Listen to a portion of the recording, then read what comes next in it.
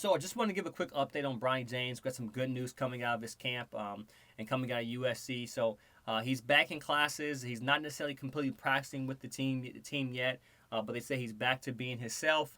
There was a big discussion if this is going to be a reoccurring issue. It looks like it's not going to be a reoccurring issue.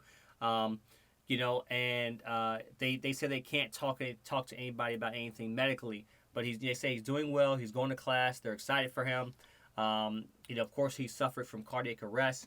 They say he's been around the team. I think that chemistry helps out when he can, but he's getting caught up on schoolwork after being out. His grades are good now. He's being a true athlete. When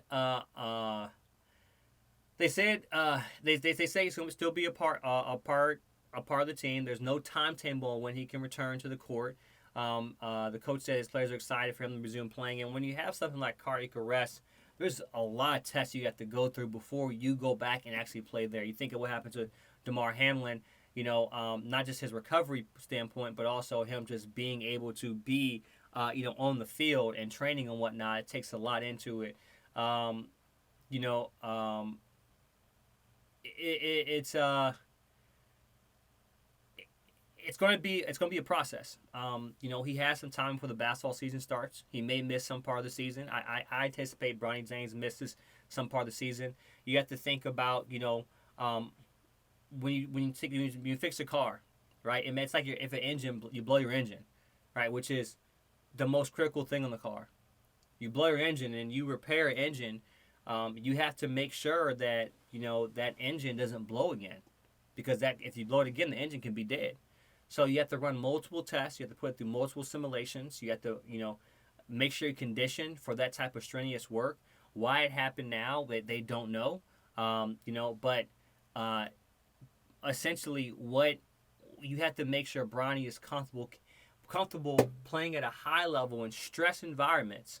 First of all, control stress environments. So if something happens, he doesn't go to cardiac arrest again, and then wean him to stress environments that aren't necessarily controlled, right? You work up to that uncontrolled environment where it's not stressed, where it's stressed, where it's not controlled, and then he performed well. And then see that consistently over time, and then Bronny will get back. So there's no timetable. It all depends on how well he does getting back, how well he recovers, how well the operation went. They said it was something that was hereditary and they were able to fix. But healthy is not just, okay, he's walking around, he's okay.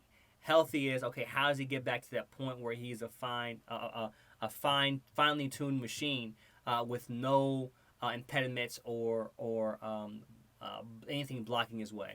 But it's a good update to know he's back with the team, back in school, operating on his own. A telltale sign will be when he starts practicing what he's doing right now. Of course, he probably has the best medical doctors as well as the best recovery people around him to help him recover and train to get back to where he can play top basketball again.